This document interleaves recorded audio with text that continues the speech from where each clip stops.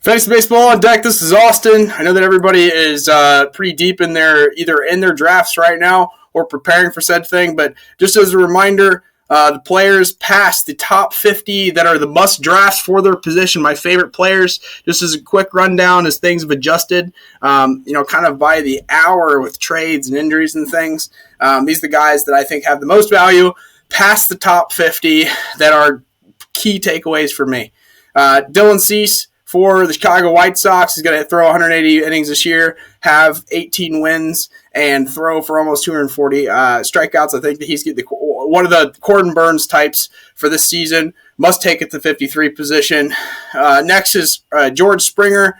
It all depends on George Springer's health, much like a lot of guys. But George, if he's healthy for an entire year, is absolutely a top 5 player for his position at the outfield spot at number 67 overall. It's a huge value.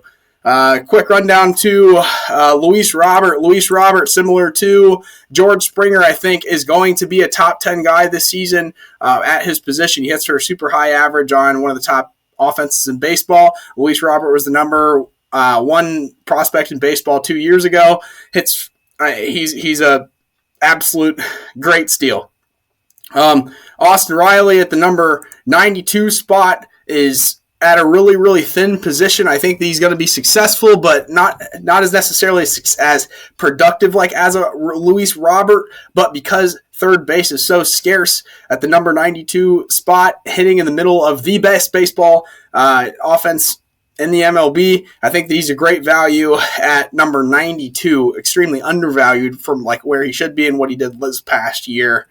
If we scroll back, I guess we can hit on Trevor Story. Trevor Story, if he can get back to what he's been consistently for his entire career, is hitting in a really good offense in Boston. Traditionally, those big deal guys, those trades, they don't usually pan out in the very first season, but I think Trevor Story is going to do super duper well. He's going to also earn a second base eligibility tag as well. So if you get to this around the 100 spot and you haven't gotten a second baseman yet, confidently draft Trevor Story, knowing that he's going to earn the second base eligibility tag after he hits the minimum required position, starts to earn that eligibility. So, again, Trevor Story, great value.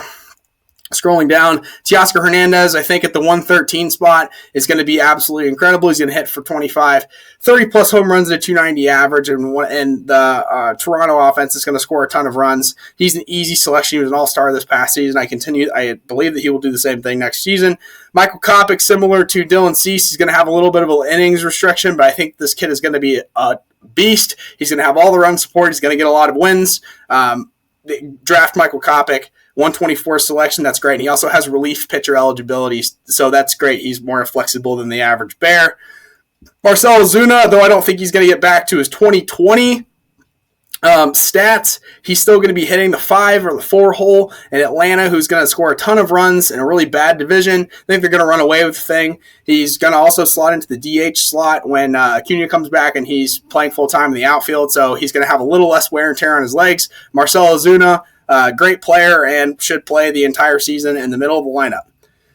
Bobby Witt Jr. is currently listed as a shortstop, and he's going to earn third base eligibility as well. So he's going to play third base and shortstop. Mondesi's going to play this season and is expected to start at shortstop, so he's going to shift over to there. Number one prospect in baseball is a 70-grade player who's also underweight right now. I expect him to gain 20, 30 pounds the next couple of seasons, given he's only 21 years old.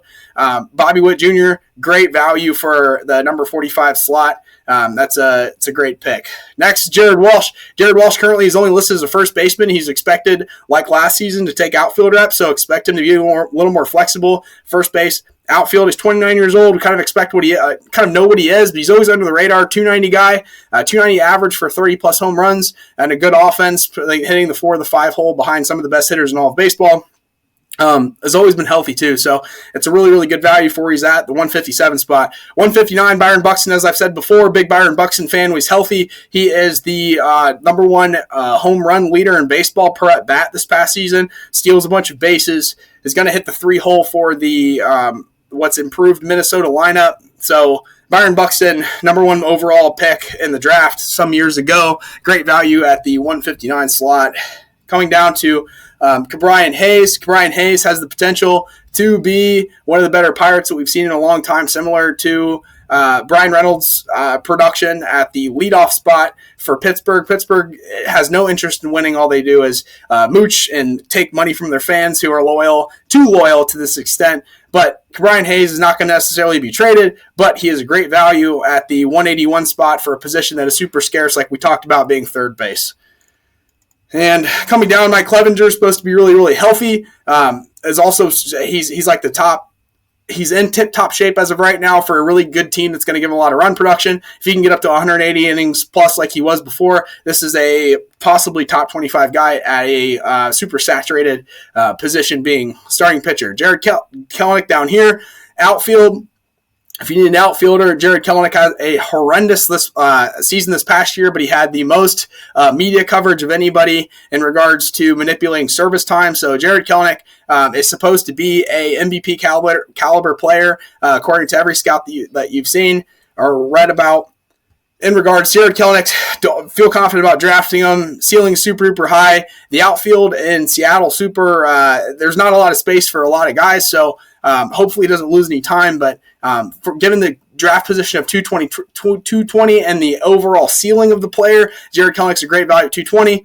Next, Spencer Torkelson. It just got announced today as he's going to be on the starting roster. This guy is known as one of the best pure hitters that a lot of scouts have ever seen. So be confident in Spencer Torkelson. He's the number 1 draft pick overall in 2020. He's supposed to play every single day and most likely will hit more than 30 home runs. So at that first base spot, there's really not a ton of guys. 225 rank plus. I mean, that's a great value for Spencer Torkelson. As I've said this entire time, Tanner Houck keeps flying up the draft board. He's already established himself as a rotation guy in Boston as a starting pitcher. If he is given no inning pitched limits, he's going to be great. He has a great ERA. He has a great run support and great K per 9. This is like my guy. I'm drafting him no matter what. I'm reaching for him. This is a guy absolutely to walk away with. And as we keep scrolling down, talk about Trevor Bauer. I don't need to talk about Trevor Bauer a ton. He is going to play. It's just a matter of when he's going to be allowed to play in regards to the court situation. But draft Trevor Bauer.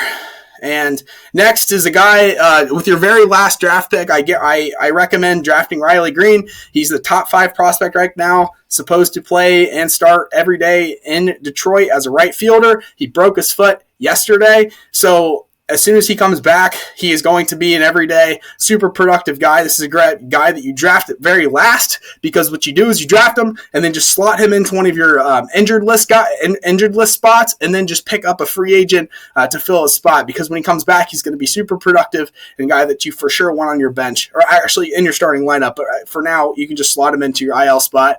It's a heck of a value. And next is Hugh Oscar. Hugh Oscar was incredible this past season until he punched a bench. He is outside of the top 300, and he's 23 years old, playing on one of the best offenses in baseball, and an NL East that is horrible. Expect Hugh Oscar to be really, really good this season. If you need a pitcher at the end of the draft, or if the draft has ended and you've traded people, you need pitchers going forward. Hugh Oscar is not going to be available very long. He's going to be just as productive as he was last season. Expect that. Nail it. So that moving forward, that's it. Good luck on your draft, guys. And this is like National Draft Day for the entire year. You're going to do great. Love you. Talk soon.